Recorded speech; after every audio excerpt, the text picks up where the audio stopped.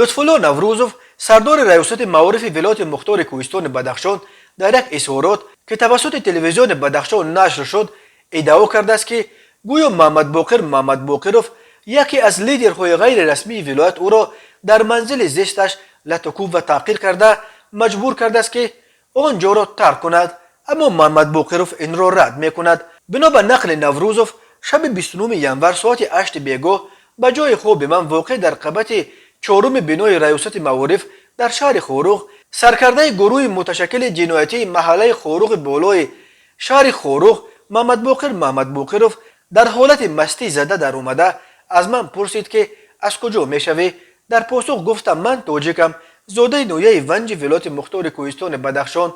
بعد او به من در افتاد به تمام مقدسات من، مادرم، زن و فرزند، اولاد و نسبت مردم ونج دشنام و حقارت ها کرده مرا مورد لطکوب و شکنجه قرار داد. بنای ریاست معارف ولایت بدخشان در محله برخوروغ جایگیر شده است.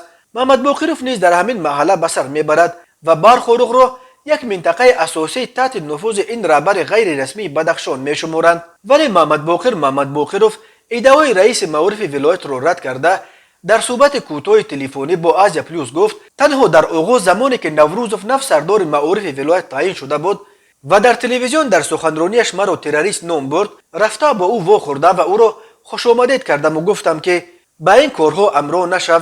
من به خدا رئیس معارف ولایت را لطکوب نکردم.